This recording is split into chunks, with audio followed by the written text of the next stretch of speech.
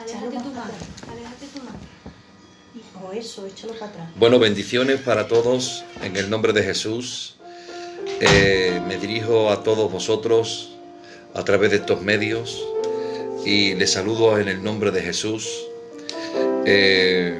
Bueno, mi intención es de haceros bien con esta intervención y de alguna manera alimentar a los que me escuchen por medio de estos medios para que podamos seguir predicando la palabra de Dios.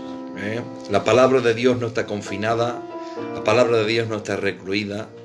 Creo que la palabra de Dios está más libre que nunca y en la boca de cualquiera que puede expresarse por medio de estos medios que de alguna manera alcanza a millones y millones de personas que estamos todos conectados en el mundo. Quisiera que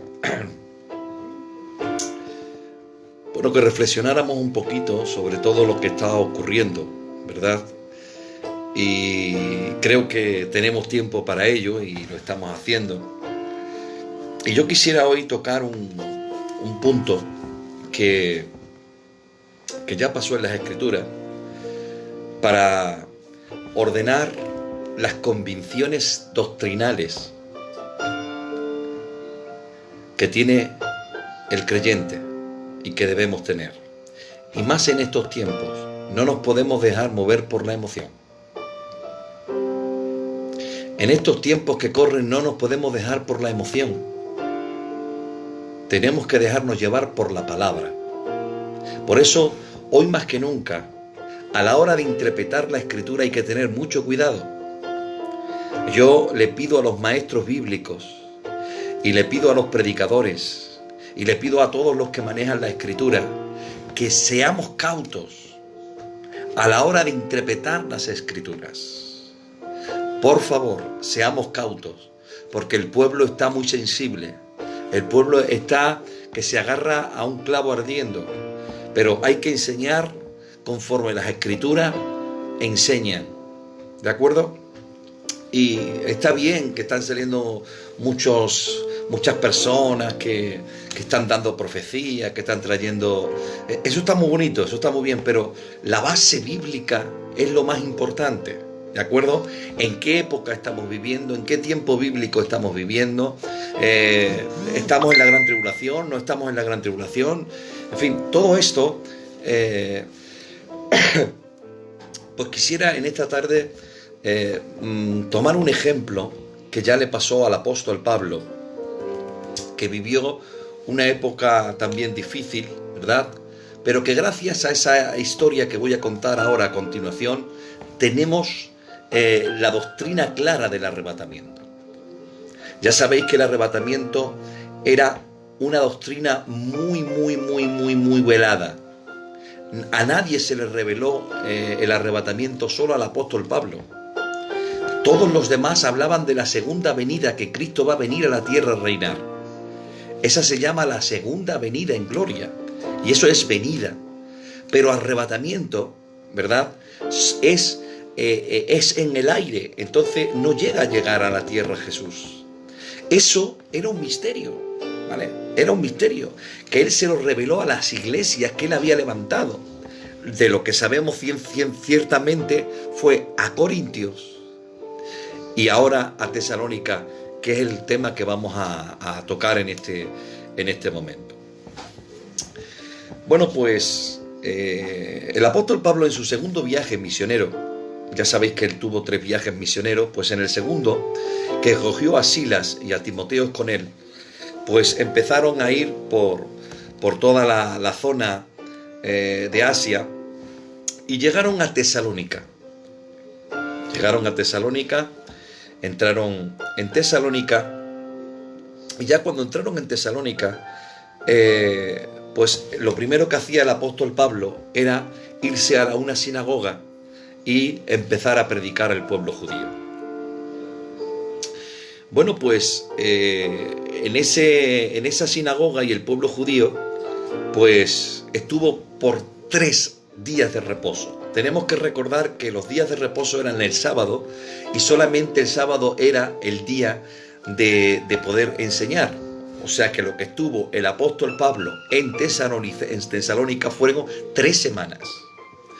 Y entonces él en las invitaciones que le hacían para poder predicar, él presentaba que Jesús, el que históricamente había conocido la gente que lo habían crucificado en Jerusalén, era el Cristo, era el Mesías que estaba en las Escrituras prometido. Entonces, claro, esto que ocurrió, que se levantaron los judíos, se levantaron de lleno diciendo de que este traía ahora un rey nuevo y que no era el rey que ellos tenían, que era César, porque estaban bajo el Imperio Romano. Hubo un alboroto en Tesalónica impresionante. Pero Pablo, mientras estuvo en Tesalónica, se acomodó o puso su cuartel, digámoslo así, en la casa de Jasón.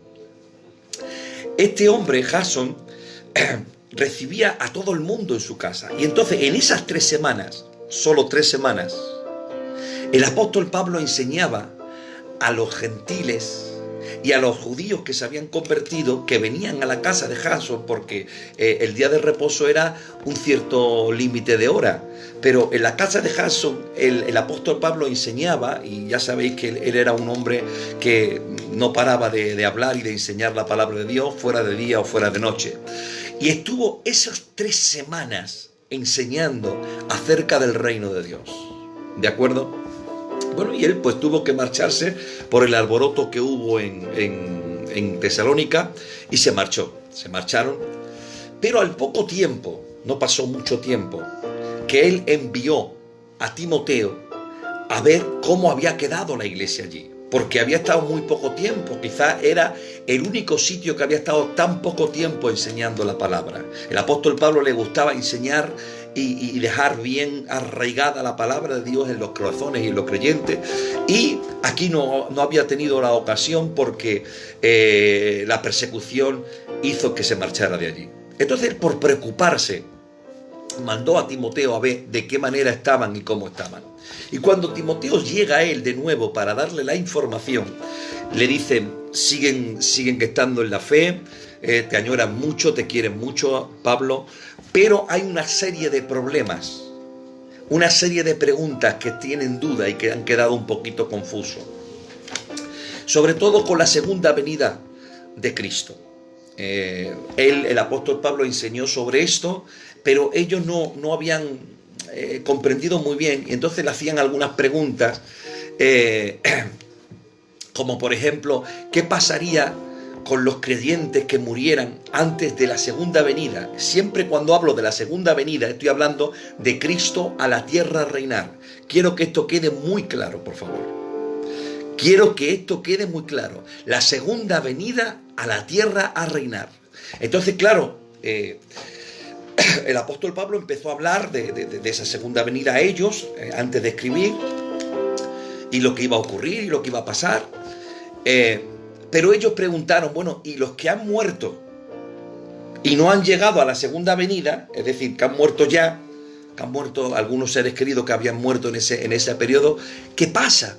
Estos se pierden esa gloria que va a venir, Jesucristo, a reinar la tierra. ¿Y qué pasa con las personas? Entonces el apóstol Pablo empieza a enseñar y empieza a escribir. Por eso escribe la primera carta a los tesalonicenses, para dar respuesta a estas preguntas que Timoteo le había traído de Tesalónica a Pablo. Y por eso nace Primera de Tesalonicenses, y concretamente en el capítulo 4 y versículo 13, lo hemos leído un montón de veces. Dice, tampoco queremos, hermanos, 4:13 de Primera de Tesalonicenses, dice, queremos, hermanos, que ignoréis acerca de los que duermen, para que no os entristezcáis como los otros que no tienen esperanza. Porque si creemos que Jesús murió y resucitó, así también traerá Dios con Jesús a los que durmieron con él. Por lo cual os decimos en palabra del Señor, que los que vivimos, los que habremos quedado hasta la venida del Señor, no precederemos a los que duermen, porque el Señor mismo, ¿ve? Aquí, si se fijan bien, si tienen una Biblia delante y se fijan bien, porque hoy es más bien una enseñanza que una predicación, si se fijan bien, en el capítulo 4 de Primera de Tesalonicenses y versículo 15, dice, los que hayamos quedado hasta la venida del Señor. Él escribe, en griego esa palabra venida es parausia, ¿vale? Parausia. Entonces, la palabra parausia es presencia. Entonces, él escribe el verbo venida, el verbo parausia en griego, para referirse al arrebatamiento. Y esto fue lo que causó más confusión todavía en los oyentes, ¿vale? Porque él estaba hablando del arrebatamiento, contestando a la pregunta de que qué pasaba con las personas que se habían muerto. Entonces, ¿qué pasa? Que vuelve otra vez a escuchar noticias de ellos y dice, aquello es un problema porque han entendido mal la palabra que le dijiste de venida, y entonces están confundidos si ya ha venido el Señor, si no ha venido, algunos están sin trabajar. Bueno, aquello es un desastre, como está Tesalónica, porque no han entendido, han malinterpretado como que la venida que tú has usado para arrebatamiento, ellos la han interpretado que es la segunda venida en gloria. Entonces aquello ha visto una confusión y entonces pues no tienen muy claras las cosas. Entonces el apóstol Pablo, en solo días, estimamos de 2-3 semanas, vuelve otra vez a escribir la segunda de Tesalonicenses. Es que no habían pasado prácticamente nada de tiempo, que habían recibido la primera. Y esto todo ocurrió porque como el apóstol Pablo no pudo estar más tiempo, pues claro, no había quedado bien arraigada la doctrina. ¿Veis lo importante que es dejar bien arraigada la doctrina? En momentos de crisis, como los que estamos atravesando, en momentos de dificultad y en momentos de unas peripecias que nos vamos a encontrar muy fuertes, como no tengamos bien la doctrina bien arraigada, nos mueve de nuestro lugar, desaparecemos de nuestra escena y perdemos el objetivo. Por eso está bien las alabanzas, está bien las profecías, sin ellas no nos podemos mover porque la palabra es profética, pero las escrituras tenemos que tenerlas muy claras, entiéndenlo, muy claras, y sobre todo en estos tiempos, para saber qué dijo Dios, y eso es lo que se va a cumplir, lo que Él dijo. Amén. Entonces el apóstol Pablo escribe la segunda. Y aquí en el capítulo 2 es lo que quiero compartir con vosotros, ¿vale? Capítulo 2 de segunda de Tesalonicenses, por favor, si me pueden acompañar, porque el mensaje hoy está en la escritura, y si leemos juntos, pues vaya a entender lo que quiero decir y cómo lo quiero decir. Capítulo 2 de segunda de Tesalonicenses, repito, capítulo 2 de segunda de Tesalonicenses. Ahí vamos a ver este versículo, o sea, este capítulo entero, y luego lo vamos a ir deshojando versículo a versículo. Dice así, y atención que aquí hay un detalle muy importante, es lo primero que voy a leer. Pero con respecto a la venida de nuestro Señor Jesucristo y nuestra reunión con Él, ¿veis? Aquí hace una gran diferencia. Una cosa es la venida de nuestro Señor Jesucristo, que es venir a reinar a la tierra, y otra cosa es nuestra reunión con Él. Aquí el apóstol Pablo ya es más cauto y quiere especificar, ¿vale? Ya quiere especificar para que ellos no confundan el arrebatamiento con la segunda venida en gloria. Entonces, al arrebatamiento él aquí le dice, y nuestra reunión con Él. No tiene nada que ver nuestra reunión con Él, que es el arrebatamiento, con la segunda venida en gloria. No tiene nada que ver. Para nuestra reunión con Él no hay señales. El arrebatamiento es eminente. Puede venir ahora mismo si hace falta. O sea, no hay señales que antecedan al arrebatamiento. No está escrito, hermanos. Hay señales que anteceden a la segunda venida en gloria. Eso sí. ¿De acuerdo? Eso sí. A la segunda venida en gloria hay señales. ¿Verdad?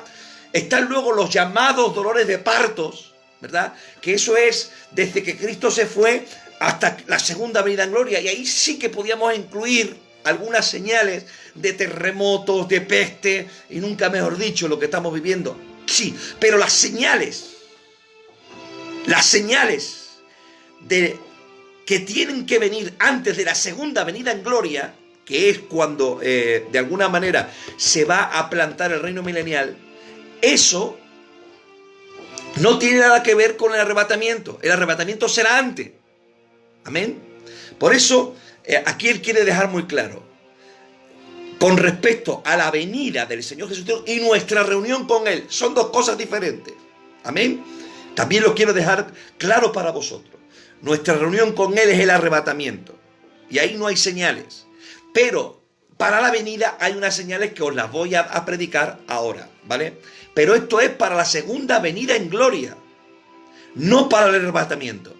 Quiero dejarlo muy claro y perdonar que sea tan repetitivo, pero es que lo que quiero, el objetivo de esta intervención es dejar claras las Escrituras en vuestros corazones, porque ella es la que va a dar seguridad, tranquilidad, va a reprender todo miedo, nos vamos a volver personas con un tesón y con un comportamiento espiritual intachable en medio de esta confusión y de esta histeria que el mundo está teniendo. Nosotros nos tenemos que comportar como lo que somos, hijos e hijas de Dios que hemos creído en su palabra.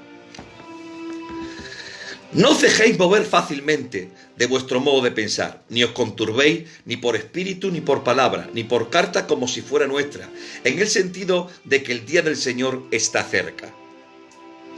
Nadie os engañe en ninguna manera, porque no vendrá. ¿Ve? Aquí está dejando bien claro que la segunda venida de gloria, que es cuando Cristo va a reinar en la tierra por 1000 años, cuando Él se hace presente con cuerpo, donde todo ojo lo verá, donde palpablemente Él administrará a las naciones, no vendrá sin que antes pase esto. ¿Ve? ¿Lo queremos dejar bien claro? No el arrebatamiento, no. La segunda venida en gloria, el arrebatamiento es antes. La segunda venida en gloria no vendrá sin que veamos estas señales, que nosotros no la vamos a ver, porque yo soy de los que creo que no pasaremos la gran tribulación, y por eso yo creo que nosotros no vamos a ver estas señales que está diciendo la palabra del Señor. Por eso, tranquilizaros, que no estamos en la gran tribulación, que estos no son eventos de la gran tribulación, que está todo muy cerca, claro que sí, que se está poniendo todo súper conectado, si eso lo estamos predicando todos. Yo no estoy trayendo nada nuevo, pero lo que sí quiero dejar bien claro, una cosa es el arrebatamiento, que no hay señales para el arrebatamiento, que puede venir en un momento, puede venir ya, sin que vengan estas señales que voy a decir, y la segunda venida en gloria no vendrá sin que vengan esas señales.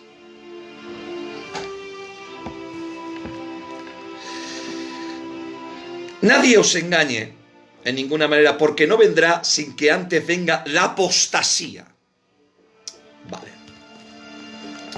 Una de las señales importantísimas que tiene que venir antes que venga la segunda venida en gloria es la apostasía. Lógicamente esto es muy interpretativo, porque la palabra apostasía significa apóstata de la fe. Nadie, escuchen bien, nadie puede apostatar de la fe si primeramente no ha pertenecido a ella. Luego, la apostasía no se le puede aplicar a los inconversos. Yo no puedo aplicar apostasía al gobierno que nos está gobernando, que está rompiendo, infringiendo leyes de Dios, porque ese no ha conocido a Dios. Yo puedo decir que las naciones se están desviando del canon de Dios. Yo puedo decir que el hombre se está desviando de la ley de Dios, sí, pero eso no es apostasía. Eso no es apostasía. Apostasía es que los que tienen verdaderamente la fe nieguen de ella, se vuelvan para atrás, empiecen a negar. Entonces, esto tiene que ver con personas creyentes y no inconversas. Atención, que esto va que escuece. Esto es muy fuerte, lo que yo estoy hablando. La apostasía es un espíritu que atacará a las personas que creen, pero que van a tener una crisis tan profunda de fe porque se van a descuidar de una manera muy poderosa y Satanás las va a influenciar, las va a engañar y van a apostatar de la fe y van a empezar a decir que todo esto es mentira, que todo esto es un engaño, van a empezar a negar la fe. Pero eso no es en este tiempo. La apostasía vendrá realmente después del arrebatamiento. Entonces es cuando vendrá un espíritu apóstata, que luego explicaré más adelante para aquellas personas que dicen, bueno, yo me quedo y luego me arrepiento y ya está. Cuidado, porque el espíritu de apostasía vendrá en el tiempo cuando la iglesia sea trasladada. ¡Oh! Esto es poderosísimo, hermano. Cuando la iglesia sea trasladada de la tierra, entonces el espíritu de apostasía irá alcanzando a las personas que han tenido fe. Las personas que creen, las personas que se han quedado pero que siguen creyendo. Cuidado con esas personas. Vendrá una apostasía impresionante. Es cierto que ya ha empezado esa apostasía. Siempre ha habido pequeños apóstatas. Sí, es verdad. Siempre, pero yo no estoy hablando de gotitas. Yo estoy hablando de la esencia que está hablando la palabra. El espíritu de apostasía no empezará a reinar en la tierra hasta que la iglesia sea trasladada. Y no vendrá la segunda venida en gloria hasta que la apostasía esté en su apogeo. ¿De acuerdo? Esto es lo que está diciendo el apóstol Pablo. Y lo está enseñando de una manera muy cuidadosamente, porque como ya ha visto una confusión con la primera carta, ahora ya lo quiere dejar muy claro. Por eso es muy específico. Gracias a esa confusión que se creó con la primera carta en Tesalónica, que hoy, gracias al Señor, nosotros podemos tener esta claridad de las Escrituras. Aquí están las Escrituras muy claras, ¿vale? Seguimos leyendo. Pero no vendrá hasta no vendrá sin que antes venga la apostasía y se manifieste. Oh, esto es poderosísimo. El hombre de pecado, el hijo de perdición. O sea, se tiene que manifestar el anticristo antes que venga Cristo a reinar. Y esta escatología la hemos tenido toda la vida clara nosotros, ¿vale? Esta es una escatología que está muy clara y que está muy clara precisamente por esto. Porque tenemos que dejar claro que la venida que el apóstol Pablo aquí está hablando no es el arrebatamiento. Es la segunda venida en gloria. Lo que él habla del arrebatamiento es nuestra reunión con él, que él le dio el nombre de venida en la primera carta y por eso creó tanta confusión. Pero ahora le está dando el nombre correcto, ¿vale? La venida es la segunda venida en gloria. Y el arrebatamiento es una reunión que vamos a tener con él, ¿vale? Que también él viene desde el cielo, desde el tercer cielo, hasta el aire, que es el segundo cielo. Y ahí dice la Biblia que nos reuniremos con él, ¿vale? Pero la venida a la tierra presencialmente es la segunda venida en gloria, cuando vamos a empezar a reinar con él los cristianos 1000 años. Pero escuchen bien, dice, y este hijo de perdición, al que comúnmente conocemos como el anticristo, es más conocido por ese nombre, ¿verdad? Porque la palabra anticristo es que se levanta contra Cristo. Por lo tanto, estamos a la mitad de la semana de Daniel, a la segunda mitad de la semana de Daniel. La semana de Daniel tiene 2 tiempos, primer tiempo, segundo tiempo. Aquí ya estamos en el segundo tiempo, porque dice, el cual se opone y se levanta contra todo lo que se llama Dios y es objeto de culto. Hoy no estamos viviendo eso. Hoy estamos viviendo inclusive países como el que vivimos, que es ateo, no cree en nada. Pero cuando el anticristo realmente se levante, él prohibirá otra religión que no sea la suya. Se levantará contra todo lo que quieran adorar a Dios. Tanto que se sienta en el templo de Dios. Aquí es una cosa muy importante. Otra señal es el templo. Hemos dicho apostasía, manifestación de un anticristo que se levantará contra Dios. Y también hemos dicho un templo. Aleluya, gloria a Dios. Bueno, ¿dónde se va a construir ese templo? No puede ser otro sitio que en Israel, y concretamente en la ciudad de Jerusalén. Hoy no hay templo. Hoy lo que hay es un muro de lamentos. Es lo que hay. Entonces, claro, es cierto también que la construcción de dicho templo, con los mecanismos que hay hoy y de la manera que lo quiere construir Israel, no se tardaría mucho tiempo. Eso es cierto, ¿vale? Pero tiene que haber un templo. Si no está el templo, la segunda venida en gloria no puede venir. Entonces, ahora mismo no está el templo. Por tanto, no estamos en la gran tribulación. ¿Lo estáis entendiendo? El por qué quiero repetir esto. No estamos en la segunda, en la época de la gran tribulación, porque no está el templo. No está el templo. Por eso, todo esto, antes de que venga el templo, inclusive, antes de que venga la apostasía y antes de que se manifieste el hijo de pecado, el arrebatamiento se ha efectuado. O sea que es cierto que quizás estas tres cosas aparezcan ya, porque el mundo como está necesitando un líder, es verdad. El mundo como está necesitando algo, es verdad. Israel está luchando por su templo hace un montón de tiempo, desde el 48 que se establece como nación, ¿verdad? Quieren un templo. Y hay ya 20.000 proyectos para el templo. Está todo comprado, está todo preparado, pero están esperando algo. Alguien que le levante el templo.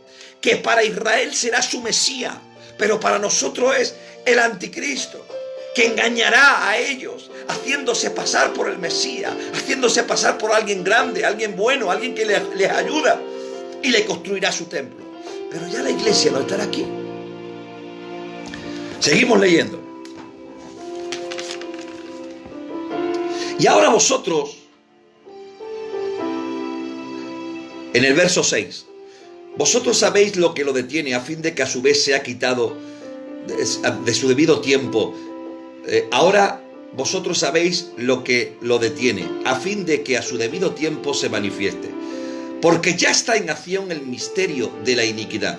Solo que hay quien al presente lo detiene, hasta que él a su vez se ha quitado de en medio. Y entonces se manifestará aquel inicuo. Yo personalmente creo que el que está reteniendo el misterio de la iniquidad, se le dice misterio de la iniquidad porque está oculto, ¿verdad? Porque está oculto. ¿Y qué es el misterio de la iniquidad? Pues los poderes ocultos que están gobernando el mundo. Realmente se está hablando mucho de que hay una nueva era, de que hay un nuevo orden mundial, de que hay grandes poderosos que están controlando el mundo en lo secreto, que ellos son los que están intentando de regular la población del mundo porque está sobrepasada, y bueno, les achacan quizás que ellos tengan mucha culpa sobre todo esto porque quieren quitarse gente del medio y quieren marcar una nueva orden mundial, y bueno, pues ese es el misterio de la iniquidad, solo que está oculto, que no está manifestado. No se puede manifestar ni se puede poner en presencia porque está la iglesia aquí. Y la iglesia lo está deteniendo. Pero cuando la iglesia sea trasladada, sea quitada, entonces se manifestará. Me viene a la memoria en los tiempos del diluvio de Noé. Cuando Dios le dijo a Noé, mira, voy a destruir la tierra. En la época que se lo dijo, vivía un hombre, el más viejo que vivió de toda la tierra, Matusalén. Es muy conocido, ¿verdad? Pues este hombre era bueno, este hombre era justo, este hombre era santo. Bendito sea el Señor. Y yo me he preguntado, Señor, ¿qué pasó con Matusalén? Bueno, pues si ustedes se van a la Escritura y empiezan a computar los años, Matusalén murió 2 años antes del diluvio. Ahí está como representando Matusalén a su iglesia. Se quita Matusalén y viene el diluvio. Bendito sea el nombre del Señor. Por tanto, la iglesia que no pasará la gran tribulación, que Él nos librará de la ira venidera, cuando sea quitada, cuando sea trasladada, entonces se manifestará este inicuo, dice la Escritura. Entonces se manifestará aquel inicuo a quien el Señor matará con el resplandor de su boca y destruirá con el resplandor de su venida. Esto ya está hablando al final de esos 3 años y medio últimos, que el anticristo ya se va a manifestar y va a empezar a hacer guerra contra la tierra y contra los que se conviertan en aquella época. Pero mira, tengo un mensaje para finalizar, que dice: aquel inicuo cuyo advenimiento, es decir, cuya venida es por obra de Satanás, con gran poder y señales y prodigios mentirosos. O sea, en la época de la gran tribulación va a seguir habiendo luchas de poderes. Por una parte estarán los 144.000 elegidos haciendo milagros y sanidades, pero por otra parte estará Satanás también haciendo milagros y sanidades mentirosos. O sea, que es una época. Entonces, escuchen bien, dice: y con todo engaño de iniquidad para los que se pierden, por cuanto no recibieron el amor de la verdad para ser salvos. Por esto Dios les enviará un poder engañoso para que crean a la mentira, a fin de que sean condenados todos los que no creyeron a la verdad, sino que se complacen de la injusticia. Cuidado, porque las personas que se queden aquí, escúchame que esto lo quiero decir muy tranquilo y con mucha serenidad, las personas que se queden aquí y no vengan en el arrebatamiento con el Señor,